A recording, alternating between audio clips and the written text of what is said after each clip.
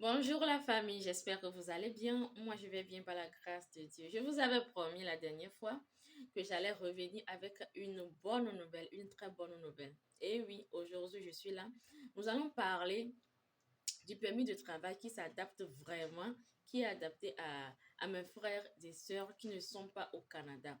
Et oui, je vous avais dit dans l'une de mes vidéos que le Canada a plusieurs programmes d'immigration. Et ce programme-ci, je ne pouvais ne pas parler de ça. C'est très intéressant. C'est un programme, il s'agit de permis de travail fermé. Permis de travail fermé, ça tout le monde le sait. C'est lié à un employeur précis, ok? Et aussi, ce qui est intéressant dans ce programme, c'est que tu n'es pas obligé de faire les tests linguistiques. Pourquoi? Il suffit juste de prouver que tu viens d'un pays francophone où le français est ta langue, où vous parlez quotidiennement le français. Vous voyez un peu, quand tu dis ça, quand tu prouves ça, c'est fini, mon chéri. Tu n'auras pas besoin de faire les tests parce que je sais que les tests linguistiques, les tests, ça fait partie des choses qui vraiment énervent pas mal de personnes. Tu vas, tu fais le test, tu n'as pas de bonne note et puis patati patata, mais tu paies. Donc, souvent, je sais que ça bloque pas mal de personnes. Du coup, dans ce programme, si on n'a pas besoin de ça, mais laissez-moi vous dire ceci, quand tu fais ta demande, tu fais tout et que l'agent voit que dans ton français, c'est comme si tu es en train de murmurer les choses, tu n'es pas fort en français, on peut toutefois te demander de faire le test. On est d'accord? Mais toi qui maîtrises le français, on ne va pas te le demander. Ce qui est encore plus intéressant dans ce programme, c'est que vous savez qu'on parle souvent de EIMT, l'étude d'impact. Les Canadiens, les employeurs canadiens doivent passer par des étapes, prouver qu'ils n'ont pas trouvé de candidats dans leur pays avant de recruter de l'extérieur. Et oui, dans ce programme-ci, ils n'ont pas besoin de faire l'étude, ils n'ont pas besoin de prouver à l'État que vraiment, je n'ai pas trouvé dans mon pays, donc je pars chercher ailleurs. Ce qui est très intéressant parce que ça aussi, ça bloque pas mal d'employeurs canadiens. Avant même de rentrer dans le vif du sujet, mes chéris, laissez-moi me présenter. Moi, je suis Ayaba de BRI. Et BRI, c'est le Bureau de révision en immigration. Nous sommes dans l'assistance visa et dans la prestation des services à distance. La dernière fois, je vous avais dit que j'étais un peu rare concernant les vidéos. Pourquoi? Parce que j'étais très occupée par rapport à mes clients, la rédaction des CV, la construction des dossiers, patati patata. Donc aujourd'hui, je dois normalement faire cette vidéo pour vous parler de ça parce que je vous avais dit ça, je vous avais dit que j'allais revenir avec de bonnes nouvelles. Et la vidéo aussi va vraiment vous intéresser. Il s'agit du permis de travail fermé qui s'applique à votre situation, à vous. Ne vous inquiétez pas parce que dans la barre de description, je vais vous mettre les liens. On est d'accord? Ils disent ici, vous devez avoir le niveau, vous devez être genre de niveau de compétence 0 A ou B. 0, ça concerne la gestion. 0, ça concerne la gestion. Par exemple, les directeurs, ceux qui sont des gestionnaires. Ok, vous devez avoir de l'expérience dans ça. Ou soit niveau de compétence A. Niveau de compétence A, ça regroupe ces personnes-là qui sont ça regroupe ces personnes-là qui ont le niveau bachelor, niveau master, niveau... Oui, ça, ce sont ces personnes-là.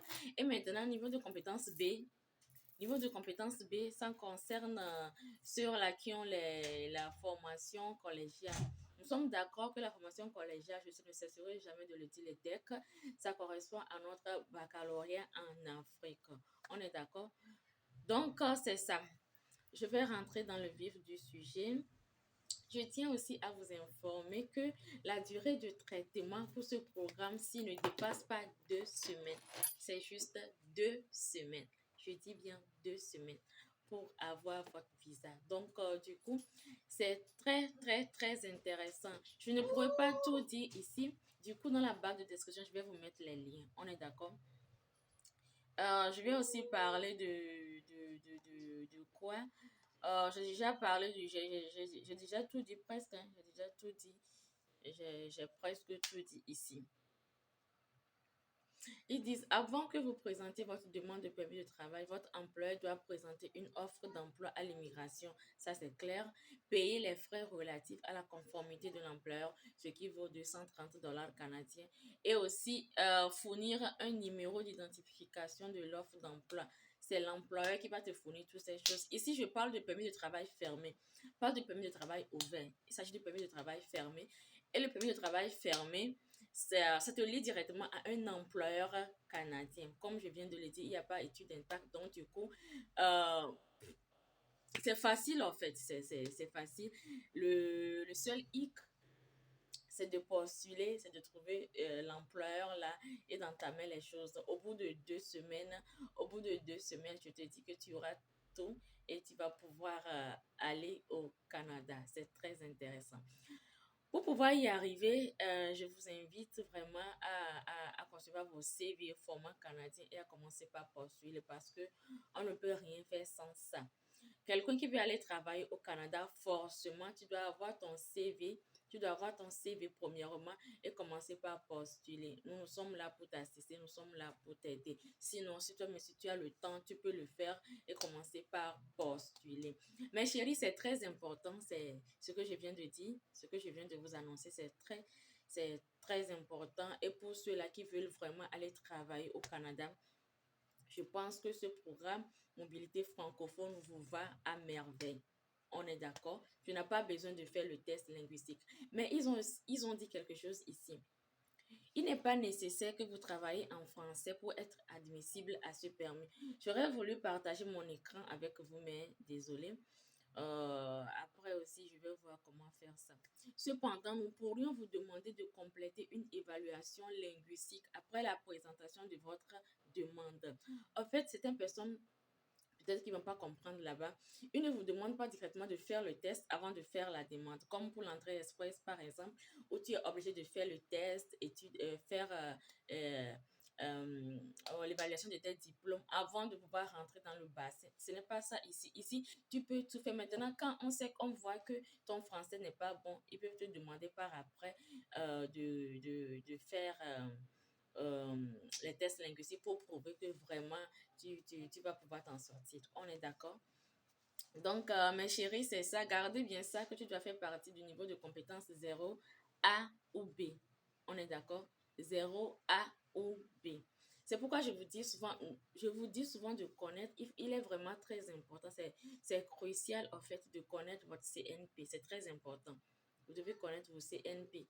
Quelqu'un qui veut immigrer au Canada, toi qui a un projet de travail, de voyage sur le Canada, la première chose, c'est d'avoir ton CV. Et sur ton CV, moi, en tout cas, je conseille toujours, les CV que moi je fais pour mes clients, je conseille toujours de mettre le CNP sur le CV. Comme ça, je crois que quand tu mets le CNP sur le CV, ça te...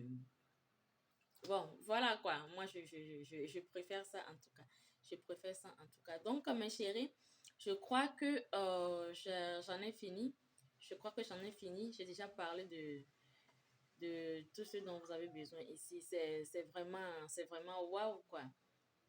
Actuellement, nous savons très bien que actuellement présenter les durées de traitement au Canada, c'est pas de l'eau à boire.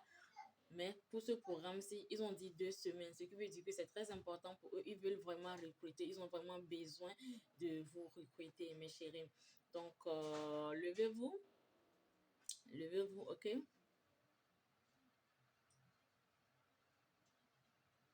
Voilà, mes chéris.